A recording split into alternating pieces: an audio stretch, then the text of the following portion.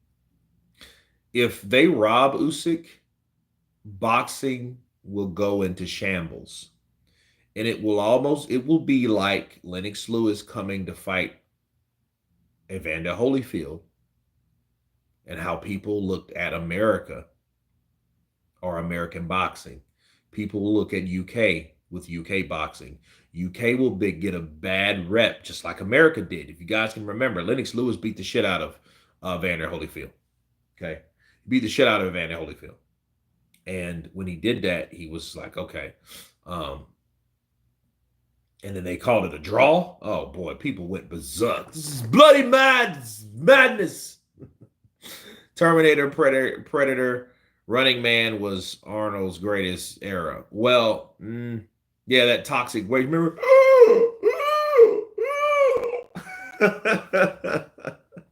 Get away from me, man. Yo, Kurt, just wanted to let you know that I appreciate the way you hold us down with the content and the way you do. I rock with you every day. Been supporting you so long. You started to feel like family. The Maheen. I appreciate you, brother. That's what I mean.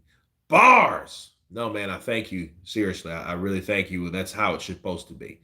These communities should be, everybody should hold each other down. I think we should, talk sociably in the trenches, in the comments.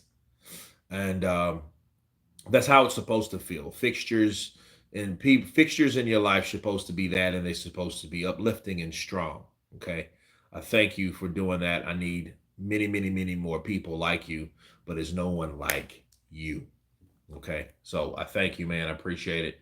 And see, a lot of times, and this is when I made a mistake back to my job that I had. I was doing videos at work. I was doing a lot of videos at work, and I was like, no, this is more what I'm going to bank on than, this job, because this job is only going to last only a certain amount of months anyway. That's the beauty about anything that's dealing with the film industry. You could absolutely hate who you're working with. I mean, you don't have to work with them long. It's not going to be like, oh, I can't deal with 5 years of this. You're not going to be with them 5 years. You may be with them 5 months.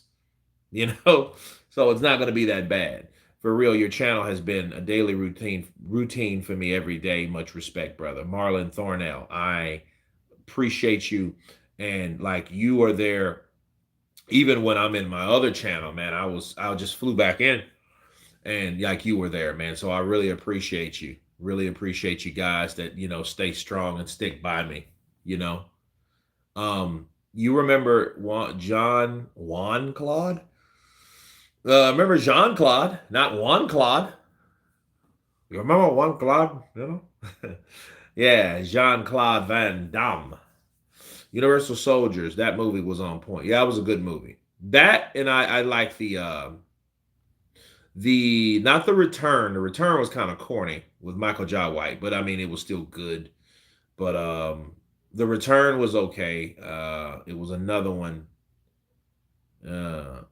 Favorite movies growing up: Platoon, Natural Born Killers, RoboCop, Unusual Suspects. You mean The Usual Suspects? Okay, Heat. Yep. Leon, Seven, Interview with a Vampire. Yeah, Luca Mora. I like all those. Anthony Schultz, what's up, my brother?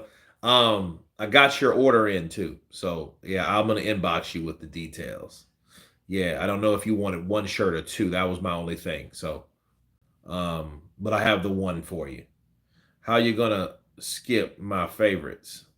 Chet Perry. Chet Perry. I didn't get it.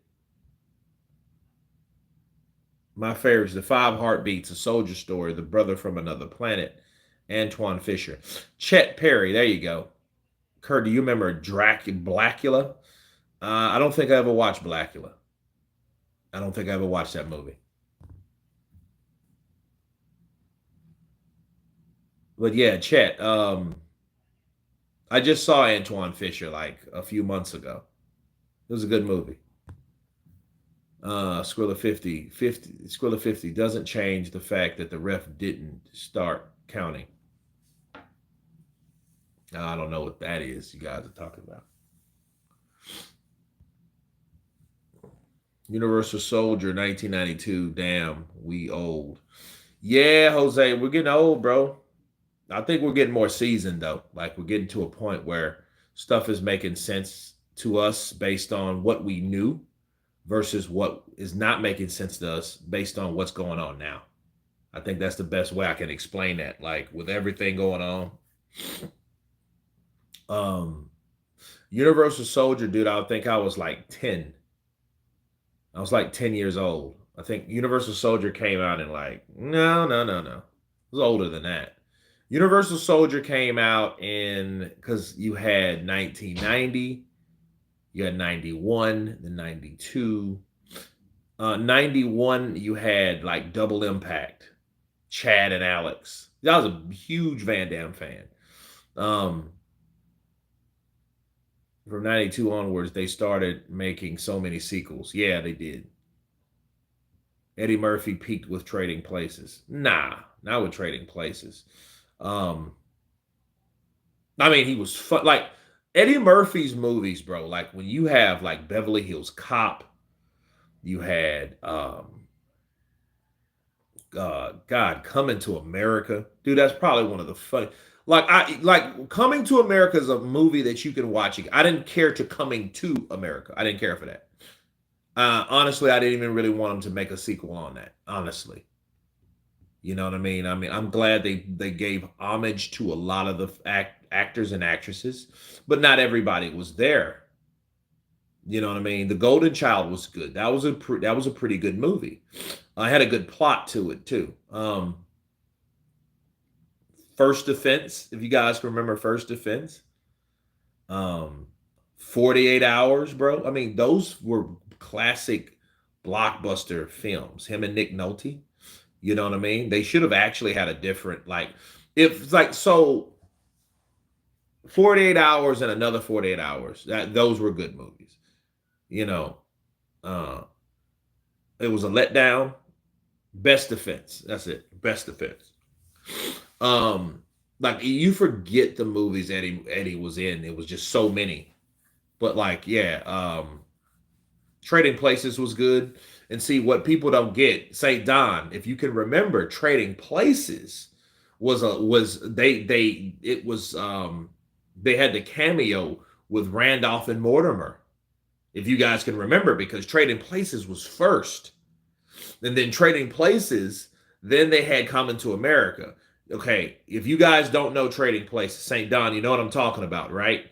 Uh, he gave Semi's money that Semi was buying all that crap in an apartment. He gave it to one of them. I think it was wait, no, no, no. He gave it to Mortimer. And he was like, here's some fucking money. And he said, thank you. And he opened it up. And then, because he had it in that bag, that McDowell bag. He opened up the McDowell bag and it was like a roll of 100s. Then he was like, Randolph, I'm still not talking to you. Randolph, Randolph, right? And then they, you know what I mean? And it was like, we're back. And then they found him and then they knocked on the window. Yeah, yeah, that was cool stuff. 48 Hours by far. 48 Hours was, it was, you know, the comedy was there. Of course, Eddie was there, but that was pretty much a action-packed movie and it was serious. Kurt, I know you remember House Party. What? The Maheen. What? Let me tell you guys a story. Speaking of House Party, I would like to tell you a story. Okay. Um, I got hired like for a brief time, like around that same time I got hired. Hold on a second, I want to get it right. Uh,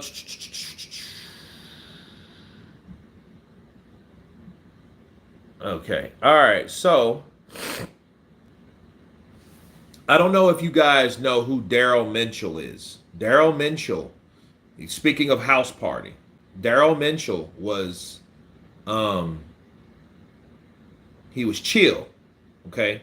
Chill was the guy with the hat that kept bumping the mic. He kept bumping the mic. He kept dancing. Boom! And then Bilal, which is Martin Lawrence, was like, hey man, don't bump the mic, if you guys can remember that. Well, I got hired to drive him around because unfortunately, like in 2000, he got in a bad car accident and he's crippled. Okay. And I got hired to drive him around for like maybe a week, maybe 2 weeks or something like that. So that was my job, you know. Hello, Kurt. I am so sorry I'm late. I'm started watching now. Counterpunch to you, dude. Hope all is well. Oscar Henao. What's up, brother? Counterpunch to you. Yeah, I helped you out. You call that mixing? I helped you out. Yeah, yeah. So I'm driving him around, and he told me the real story about House Party. It wasn't supposed to have been kid and play.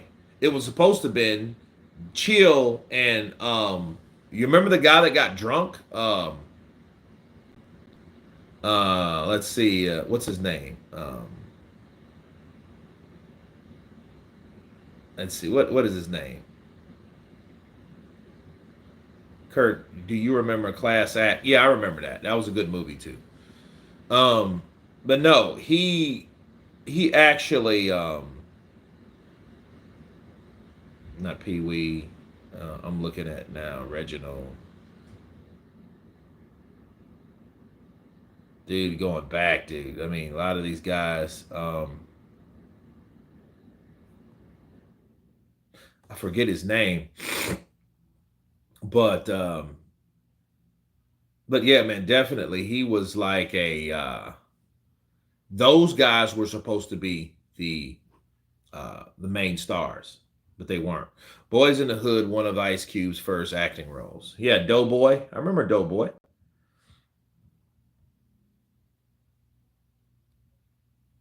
Full Metal Jacket. Yeah, that was crazy. I know it's an old movie. I was younger, but Casualties of War with Sean Penn and Charlie Sheen. That wasn't Charlie Sheen, bro. That was Sean Penn and Michael J. Fox, not Charlie Sheen. Charlie Sheen played on Platoon. So yeah, you kind of got it mixed up with different movies. Both same genre, you know. You had Casualties of War, you had Platoon, then you had before that you had The Deer Hunter. Okay, The Deer Hunter was gnarly, you know. And then around that time you had The Deer Hunter, then you had Apocalypse Now. And Apocalypse Now was always that movie that like it like I could never finish it. I've never finished Apocalypse Now. I would always go to sleep some kind of way. Like it was like, you know, because it's long. You know, it's a long movie.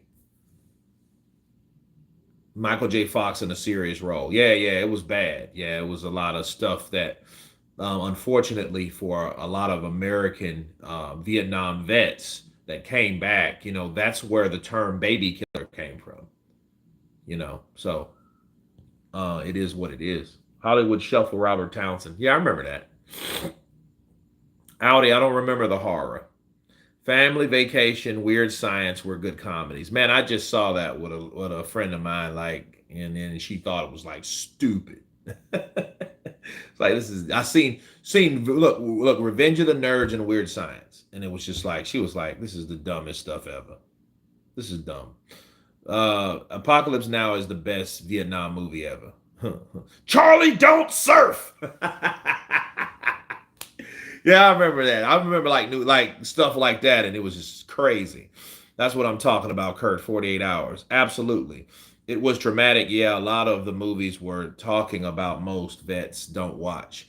Nah, a lot of them don't, you know, but for good reason. You know, I mean, you don't want to be reminded of that stuff. That's like understand something, people. Just to talk about like that time frame in the 60s, in the early 70s.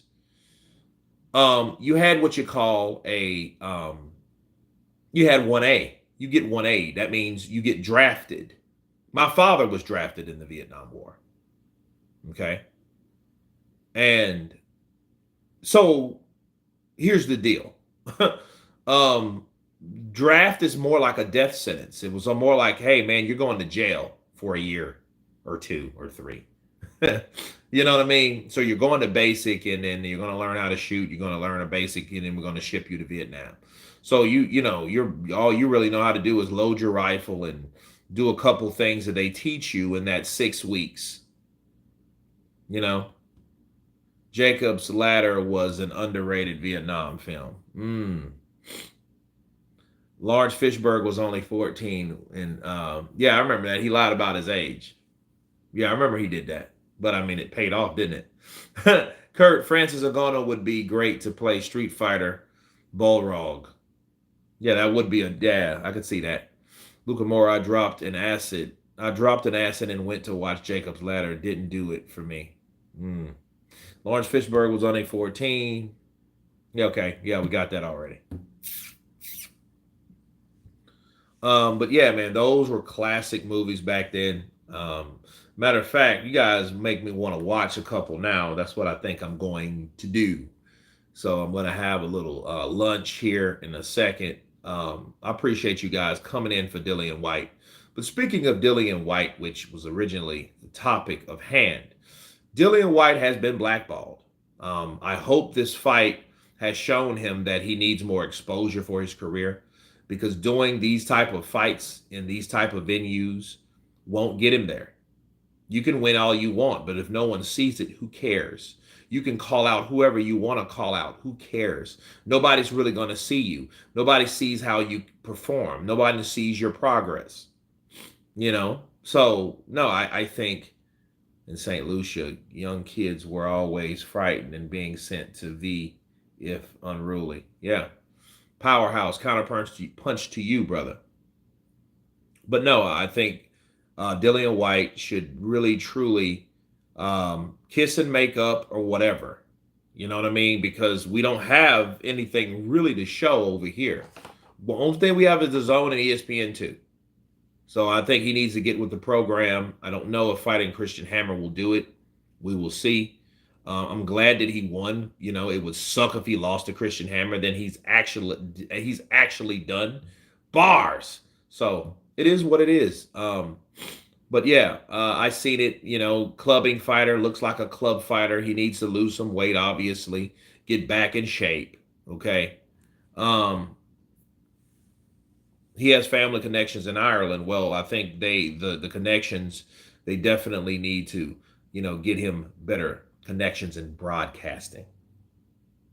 But anyway, you guys, I thank you guys for your time, for this 2 hours you guys have shared with me, of about this and a little bit about that. Stay tuned for more content today. God bless you all on this Monday, and everyone has been counterpunched. Peace.